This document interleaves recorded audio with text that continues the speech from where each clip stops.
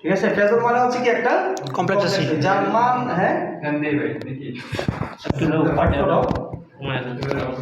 আচ্ছা, ফেজর মানে হচ্ছে একটা কমপ্লেক্স রাশি। ঠিক আছে, ফেজর মানে কি কমপ্লেক্স, মান এবং দিক দুইটা থাকতে পারে, মান এবং দিক দুইটা থাকতে পারে। তাহলে ফেজরকে আমরা সাধারণত ভেক্টরের মতো রিপ্রেজেন্টেশন করি।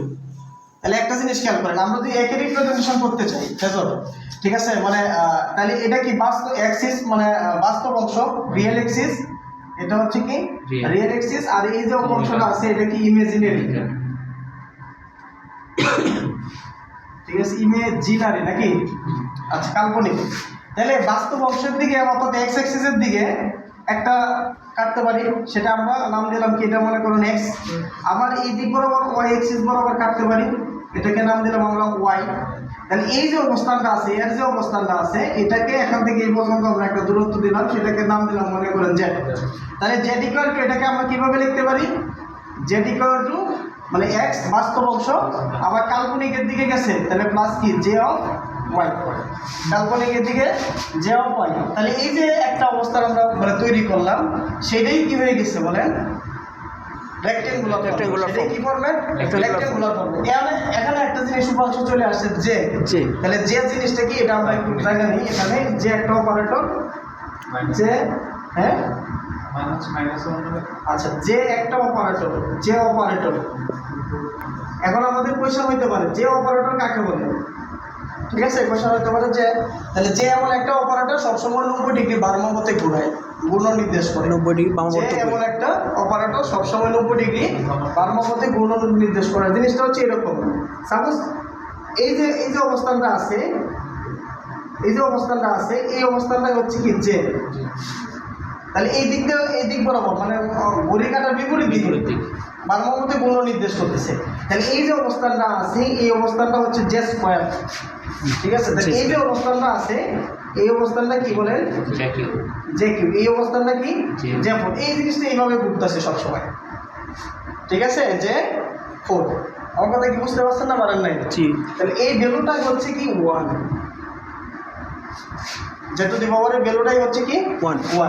তাহলে এখান থেকে কিভাবে দেখেন, তাহলে এইভাবে ঘুরতেছে, তাহলে এখন যে আবার ঘুরে, তাহলে এটা কি হয়ে যাবে বলেন, জে 5, সরি এটা হয়ে যাবে কি আর জে 5 এর মানে হচ্ছে কি জে। ঠিক আছে, তাহলে এটা কত হয়ে যাবে বলেন, জে 6, আর এটা কত হয়ে যাবে, জে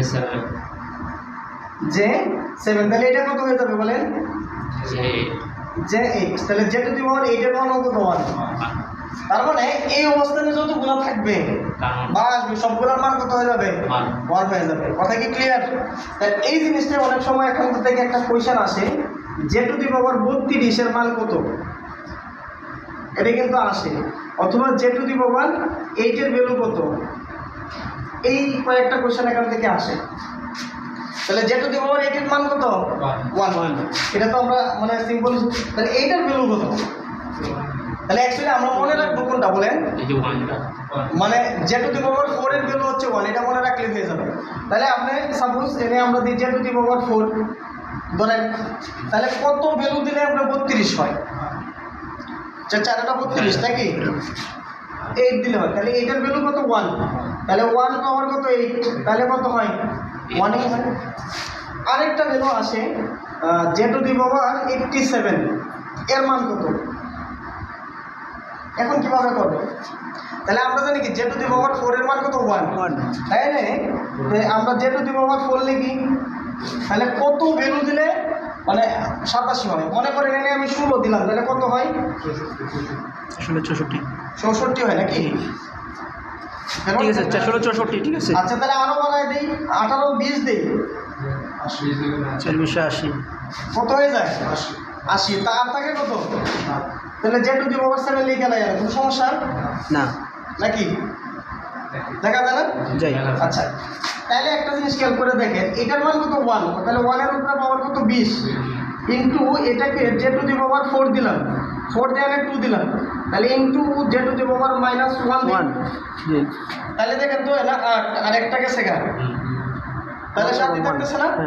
তাহলে এটার ভ্যালুটার মান কত বলেন 1, তাহলে এটার ভ্যালুটার মান কত বলেন 1 ইন্টু স্কোয়ার, আর এটার J two the power inverse, তার মানে এটা কি মাইনাস জে না, হ্যাঁ মাইনাস জে। ক্যালকুলেটরে দেখেন 1/j, তাই তো 1/j মানে কি মাইনাস জে।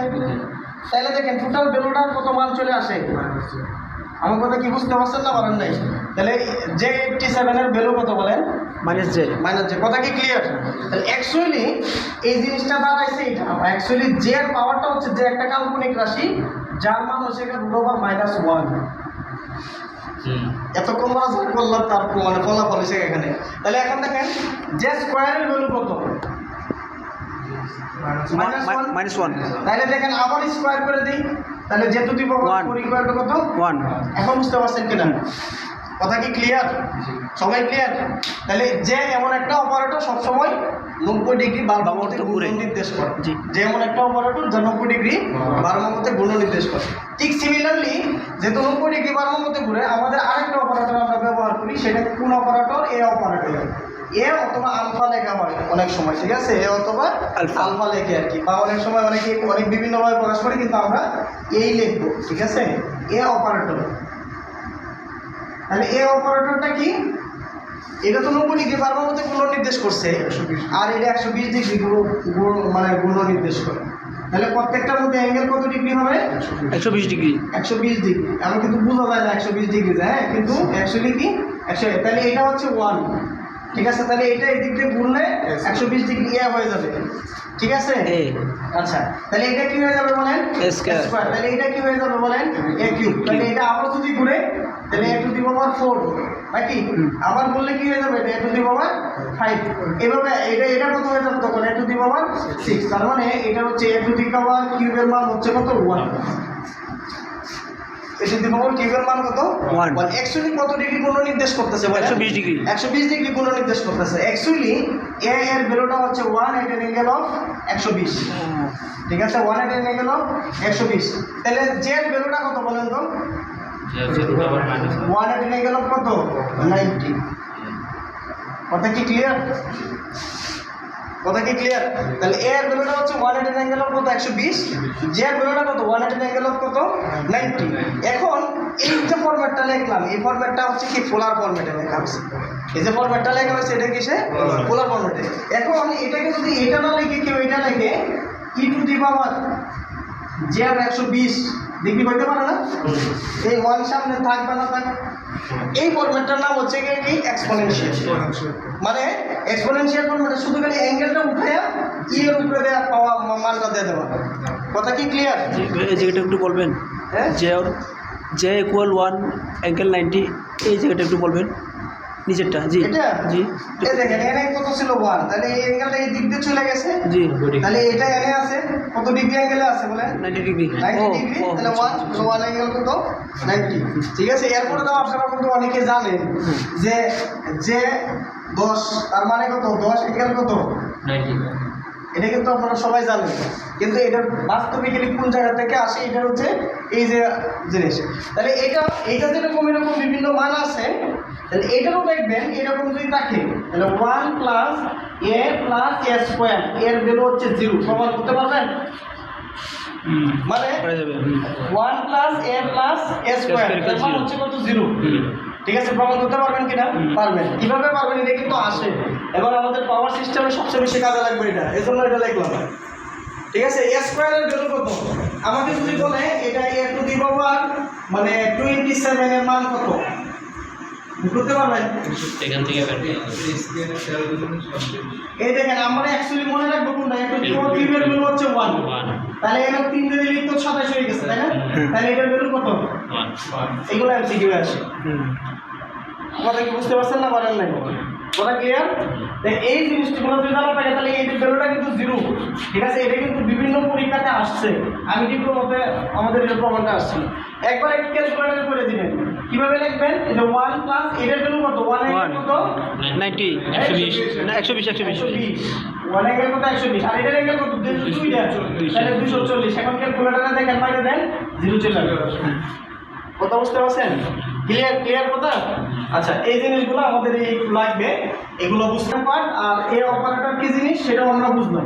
এখন দেখেন এইগুলোকে আমরা কিভাবে রিপ্রেজেন্টেশন করি, যে এবং এই অপারেটরটা আমরা কিভাবে রিপ্রেজেন্টেশন করি। অ্যাকচুয়ালি যদি বাস্তব এটা যদি কোনো যে নাই তাহলে এটা বলে বাস্তব, আর যে সাথে একটা সে আছে এটা কাল্পনিক। কাল্পনিক। এই যে ফরম্যাটটা আমরা সাজাইলাম এটাকে বলতেছি আমরা রেক্ট্যাঙ্গুলার ফর্ম। কি ফরম্যাট? Rectangular form. এখন দেখেন এইটার সাথে কি একটা অ্যাঙ্গেল আছে না, থিটা? থিটা। কি বলে একটা অ্যাঙ্গেল আছে না, থিটা? তাহলে দেখেন আমরা tan থিটা সমান আমরা কি লিখতে পারি? লম্ব ভাগ ভূমি। তাহলে y ভাগ কত x? y by x, right. লম্ব ভাগ ভূমি। তাহলে সুতরাং থিটা ইকুয়াল টু আমরা কি লিখতে পারি? tan ইনভার্স না, tan inverse y by x। ঠিক আছে, এখন এই রাশিটা যদি আমরা বের করতে চাই, সাপোজ এটা z অথবা r দ্বারা লিখতে পারেন আপনি। আর যদি লিখি তাহলে আর ইকুয়াল টু আমরা কি লিখতে পারি বলেন? মানে লম্ব স্কয়ার ভূমি স্কয়ার অতিভুজ স্কয়ার, তাহলে root over s square plus x square plus y square. এখন এই দুইটাকে যদি আমরা একত্রিতভাবে লিখি, সুতরাং r অ্যাঙ্গেল থিটা, আর তাহলে আমরা কি লিখতে পারি? r এর ভ্যালুটা কত? এটা root over x square plus y y square square. tan inverse আর এটা কি অ্যাঙ্গেল? এই যে এটাও অ্যাঙ্গেল, এটাও angle, angle tan inverse y by x, তাহলে y ভাগ কত? x। y by x। তাহলে এই যে ফরম্যাটটা তৈরি হয়ে গেছে এটাকে বলতেছি আমরা পোলার ফরম্যাট। তাহলে পোলার ফরম্যাটের বাস্তব মানটাকে বলা হয় মডুলাস। বাস্তব মডুলাস, যেটা মানে মানকে বলা হয় মডুলাস। এটা কিন্তু মান, ঠিক আছে? মান বলতে জিনিসটা এরকম কিন্তু মডুলাস, ঠিক আছে? আর আর্গুমেন্ট, এটা কি কোন মানে কি? আর্গুমেন্ট। এটা একটা কোন না, তাহলে কোনকে বলা হয় আর্গুমেন্ট। তাহলে আর্গুমেন্ট কোনটা? অ্যাঙ্গেল। আমার কথা কি ক্লিয়ার? জি।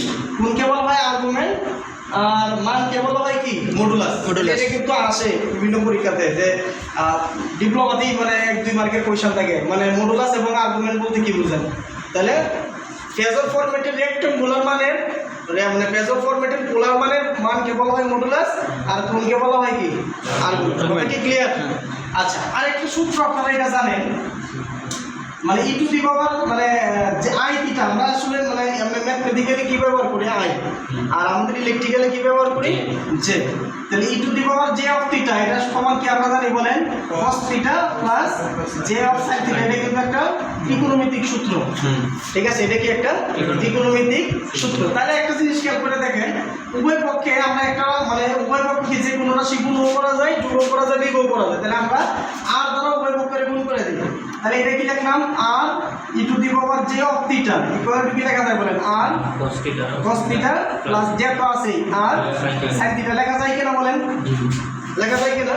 আচ্ছা, এখন একটা জিনিস খেয়াল করে দেখেন, এই x অনুভূমিক বরাবর আছে না, তাহলে x ইকুয়াল টু আমরা কি লিখতে পারি? আর cos থিটা। কি বলেন? আর এটা কি উলম্ব বরাবর না, তাহলে y সমান আমরা কি লিখতে পারি? আর sin থিটা। কি বলেন? x এর দিকে cos আর y এর দিকে কি দেখেন? sin। তাহলে এটা সমান আমরা কি লিখতে পারি বলেন? আর e to the power j of theta equal to কি? এটা x প্লাস এটা কি? j of y। রাইট। তাহলে বলেন এই যে ফরম্যাটটা এই ফরম্যাটে চলে আসছে, তার মানে কি এক্সপোনেনশিয়াল ফরম্যাটে চলে গেছে। তাহলে x এবং y এর মান যদি বের করতে পারি তাহলে তো আমরা চলে যাবে। আবার এই ফরম্যাটটাকে আবার যদি আমরা এভাবে যাইতে চাই, রেক্ট্যাঙ্গুলার মানে পোলারে যাইতে চাই, তার মানে কি করতে হবে বলেন তো? x square plus y square, আর এটা কি অ্যাঙ্গেল কি? tan inverse y by x। কথা কি ক্লিয়ার? তাহলে যে কোনো ফরম্যাটকে আমরা কি পোলার, রেক্ট্যাঙ্গুলার বা যে কোনো ফরম্যাটে যাইতে পারবো না? কি বলে যাওয়া সহজ কিনা? তারপরে সবচেয়ে ইজি ওয়েস্ট কোনটা বলেন তো? পোলারে চলে যাবো। পোলার ফরম্যাট। আপনি যদি পোলারে পান, তাহলে পোলারে যদি একটা মান বের করতে পারেন, তাহলে এটাকে যে কোনো ফরম্যাটে আপনি যাইতে পারবেন সহজেই। তাহলে প্রথম টার্গেটটা কি থাকবে আমাদের বলেন? মানে যে কোনো ফরম্যাট থাকুক সেই ফরম্যাটটাকে আমরা কিসে নিয়ে যাবো? পোলারে নিয়ে যাবো। তাহলে পোলারে নিতে পারলেই সব ইজি হয়ে যাবে। পোলারে নিতে পারলেই কি সব ইজি। তাহলে যে কোনো ফরম্যাট থাক সেই ফরম্যাটটাকে কিসে নিয়ে যাবো? পোলারে। সাপোজ এটা আছে, আর মনে করেন এটা আছে 10 অ্যাঙ্গেল 30 ডিগ্রি, এটা আছে। এখন আমাকে যদি বলো যে সবগুলোর ফরম্যাট দেখাবো, পারবেন? দেখেন এটার থেকে আমরা প্রথমে যে দেখাতে পারি, মনে করেন এটা ভোল্টেজ দেবো, এটা ম্যাক্সিমাম ভ্যালু, ম্যাক্স বলে দিলাম। হ্যাঁ, তাহলে আমরা যদি সাইনোসয়েড দেখাইতে চাই তাহলে কি যেহেতু ম্যাক্স আছে তাহলে আমরা b ইকুয়াল টু কি tan আমরা অলওয়েজ কিসে কনভার্ট করব cos তাহলে cos যেহেতু ওমেগার ভ্যালু নাই তাহলে সেটা ওমেগা থেকে যাবে প্লাস কত হয়ে যাবে প্লাস 30 ডিগ্রি হ্যাঁ একটা ফরম্যাট সাইনোসয়েড হয়ে গেল কি বলেন সাইনোসয়েড হয়ে গেল এখন যদি আমাকে বলে এটা থেকে আমাদের যদি বলে যে রেক্টেঙ্গল মানে এক্সপোনেনশিয়াল দেখাও তাও হবে তাহলে এক্সপোনেনশিয়াল আমরা কি লিখতে পারবো 10 two the power 30 degree 30 degree দেখেন শুধু খালি এই অ্যাঙ্গেলটা ওইটা আসছে আর পাওয়ার বা ভ্যালুটা চলে গেছে কিসে পাই কথা কি ক্লিয়ার আচ্ছা এটা হয়ে গেল এক্সপোনেনশিয়াল হয়ে গেছে এখন যদি আমাকে বলে মানে রেক্টেঙ্গুলার দেখাও তাও দেখাইতে পারবো কিনা তাহলে b ইকুয়াল টু কত 10 cos 10 cos কি বলেন 10 cos 30 degree plus j of মানে 10 sin 30 ডিগ্রি 30 ডিগ্রি মান এটা তো আসবে কি বলেন এটাই কিনা x এর ভ্যালু জি এই যে x আর cos থিটা কথা কি ক্লিয়ার তাহলে এটা চলে গেছে কিসে আমাদের রেক্টেঙ্গুলারে এটা তো পোলার আছে এটা রেক্টেঙ্গুলার চলে গেছে এক্সপোনেনশিয়াল সাইনোসয়েড আর তো কোনো কিছু নাই না আছে আমাদের এইগুলো তো মেইন জিনিস তাহলে আমাদের কি লাগতে পারে তাহলে আমাদের এই ফরম্যাটগুলো এক্সপোনেনশিয়াল রেক্টেঙ্গুলার সাইনোসয়েডের যে কোনো ফরম্যাটে আসতে চাইলে সর্বপ্রথম আমাদের কাজটা কিসে করতে হবে পোলারে এখন যদি আমাদের তিনটা একসাথে দেওয়া থাকে এটাও দেওয়া আছে এটাও দেওয়া আছে এটাও দেওয়া আছে এবং আরো দুইটা লিখছিলাম মানে ডিফারেন্সিয়েশন দেওয়া আছে ইন্টিগ্রেশন দেওয়া আছে সবগুলো যদি দেওয়া থাকে তাহলে প্রথম টার্গেটটা কি পোলার টার্গেট